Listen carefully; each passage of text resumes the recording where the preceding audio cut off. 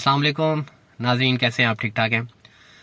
नाज़रीन, आज मैं आपसे दो ऐसी क्वालिटीज़ के बारे में डिस्कस करूंगा कि अगर आप इन दो क्वालिटीज़ को अपना लेते हैं, इन दो क्वालिटीज़ को अपनी पर्सनैलिटी में डेवलप कर लेते हैं, तो आप लाइफ में कामयाब भी होंगे और जो गोल भी आज आप अचीव करना चाहते हैं वो आप इजीली अचीव कर सकेंगे। स्पेशली मैं पेरेंट्स से रिक्वेस्ट करूंगा कि ये जो दो क्वालिटीज़ हैं ये अपने बच्चों के अंदर आप जो है बचपन से ही कोशिश करें कि उनकी पर्सनैलिटी का ये ट्रेट बने। ये जो दो क्वालिटीज़ जो मैं आज आपके साथ डिस्कस करूंगा, और वो दो क्वालिटीज़ जो है वो है कंसिस्टेंसी और पेशेंस। ये दो चीज़ें अगर आप अपनी पर्सनैलिटी में ले आते हैं तो आप लाजमन ब लाजमन जो है वो कामयाब होते हैं। आप गोल अचीव करते हैं, आप नई चीज़ों को सीखते हैं। अब जो दो पॉइंट्स हैं उनमें सबसे पहले मैं कंसिस्टेंसी पे बात करता हूँ। कंसिस्टेंसी का मतलब होता है कि किसी भी चीज़ को, किसी भी काम को लगातार और मुसलसल जो है वो करते रहना। अगर आप किसी भी चीज़ को मुसलसल करते रहते हैं और उसको जो है वो अधूरा नहीं छोड़ते और उसको मुकम्मल करने की कोशिश में लगे रहते हैं, तो एक वक्त आता है कि आप ज़रूर ब ज़रूर जो है उस गोल को अचीव कर लेते हैं। अब होता इस तरह से है, नाकामी की एक बहुत बड़ी वजह वो ये होती है कि हम काम तो कोई भी शुरू करते हैं, उस वक्त शुरू शुरू में हमें शौक़ भी होता है, एक मोटिवेशन भी होती है कि यार ये काम है, ये मैंने करना है। तो शुरू शुरू में इंसान जो है वो मोटिवेटेड होता है तो वो उस काम को शुरू कर देता है। लेकिन with the passage of time Aahista Aahista जो है ना उसकी जो मोटिवेशन है वो कम होती रहती है और वो रास्ते में आके जो है ना वो फिर यूं कह लें कि बददिल हो जाता है और उस काम को वो छोड़ देता है। तो उससे होता ये है कि जो भी उसने पहले मेहनत की होती है वो सारी की सारी जो है वो ज़ाया हो जाती है, क्योंकि वो काम को दरमियान में छोड़ देता है। लेकिन अगर उसी काम को वो लगातार करता रहे तो एक वक्त आता है कि वो उस गोल को या जो भी उसकी जो भी चीज़ वो अचीव करना चाह रहा है उसको अचीव कर लेता है। तो आप कोशिश ये करें कि जो भी आपने काम करना है उसको कंसिस्टेंट जो है ना तरीके से करें, उसको अधूरा ना छोड़ें, क्योंकि अधूरा काम छोड़ने से ये होता है कि जो आपकी पिछली मेहनत होती है ना वो सारी ज़ाया हो जाती है। तो एक तो कंसिस्टेंसी, आपने जो काम शुरू किया है उसको लगातार और मुसलसल करते चले जाए। और सेकंड चीज़ है कि पेशेंस, यानी कि सब्र का दामन आपने नहीं छोड़ना। कंसिस्टेंट रहने के लिए सब्र जो है वो बड़ा ज़रूरी है। और अल्लाह खुद फरमाता है कि जब भी तुम्हें कोई मुश्किल आए या जब भी कोई आजमाइश आए, जब भी तुम कोई काम तुम फेस करो, तो एक तो नमाज से और सब्र से मदद लो जब भी तुम्हारे पर कोई परेशानी आए।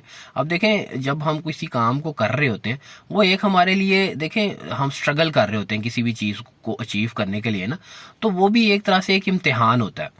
तो उस इम्तिहान में कामयाब होने के लिए हमें सब्र का दामन जो है ना, एक तो नमाज हो गई, वो तो खैर फ़र्ज़ है, वो तो लाजमन है ना, वो तो हमने करनी ही करनी है, और साथ सब्र का दामन नहीं हमने छोड़ना। तो कंसिस्टेंट रहने के लिए भी जो है ना सब्र जो है वो ज़रूरी है, यानी कि कंसिस्टेंसी वो भी डिपेंड कर रही होती है पेशेंस के ऊपर। तो ये दो चीज़ें आपको जो है वो लाजमन जो है वो अपनी लाइफ में लेके आना है। एक एग्जांपल भी मैं आपको बताता हूँ, एक उससे आपको बात समझ लगेगी। मैं जाया करता था एक पार्क में, मॉडल टाउन पार्क है इधर लाहौर में, वहाँ मैं जाया करता था वॉक के लिए। तो वहाँ मैंने एक अंकल देखे जिनसे पहले मेरी मुलाकात नहीं हुई, तो वो एक बेंच पे बैठे होते थे। तो उनके इर्द गिर्द जो है ना वो परिंद चरिंद, वो इतने ज़्यादा परिंदे उनके इर्द गिर्द होते थे कि जिसकी इंतहा कोई नहीं। और जहाँ जहाँ वो जाते रहते थे वो परिंदे जो हैं वो उनके पीछे जो है ना वो जाते रहते थे। तो मैंने फिर उनको नोट किया कि वो ना हर रोज़ जो है वो कोई असर के टाइम जो है वो आया करते थे, और साथ वहाँ पर एक बेकरी थी, वहाँ से ना वो एक ब्रेड लिया करते थे, छोटी ब्रेड वो ले लेते थे, डबल रोटी जो होती है वो ले लेते थे, और वो फिर एक बेंच पे बैठ जाते थे और वो छोटे छोटे पीस करके ना वो उनको डालते रहते थे। तो मुझे बड़ा अच्छा लगा, मैंने देखा कि बहुत सारे परिंदे उनके इर्द गिर्द जो है ना वो जमा हो जाते थे। तो मैं एक दफ़ा उनके पास गया और उनसे मैंने कहा कि माशाल्लाह मैं आपको देखता हूँ, ये बड़ी अच्छी एक एक्टिविटी है आपकी कि आप इधर आते हैं और इस तरह से परिंदों को खाना खिला के जाते हैं। और आप यकीन माने कि उनके ऊपर भी बैठ रहे होते थे परिंदे, कोई इधर कंधे पे बैठ रहा है, कोई सर पे बैठ रहा है, कोई ऐसे इधर टांगों पे बैठ रहा है, परिंदे उनके ऊपर बैठ रहे होते थे इतना, यानी कि ना। तो इवन कि जब मैं उनके पास गया ना तो परिंदे थोड़े से उड़ के इधर उधर चले गए।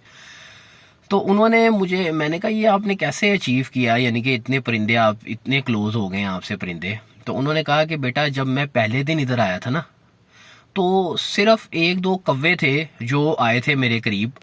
वो भी क्योंकि कौवे ज़रा निडर होते हैं, तो वो आके कह रहे कोई चिड़िया या कोई इस तरह के दूसरे जो परिंदे होते हैं वो मेरे पास नहीं आए थे पहले दिन, कह रहे। और आज मैं, क्योंकि ये तकरीबन मुझे 6-7 माह हो गए इस एक्टिविटी को अपनाए हुए, तो आज मेरा इनसे ऐसा रिलेशन बन गया है कि मैं जो है ना, अगर फॉर एग्जांपल ये मेरी एक लाजमी एक एक्टिविटी बन गई है, मैं इन परिंदों को मिस करता हूँ और ये मुझे मिस करते हैं अगर मैं ना आऊँ किसी वजह से। तो वो उन्होंने फिर मुझे ये कहा कि यार एक तो मैं लगातार आता हूँ, ठीक है, और ये है कि मैंने जब शुरू में जब परिंदे नहीं आते थे तो मैं इस चीज़ को, एक्टिविटी को करता चला गया, यानी कि उन्होंने सब्र का दामन भी नहीं छोड़ा और वो कंसिस्टेंटली इस चीज़ को करते चले गए।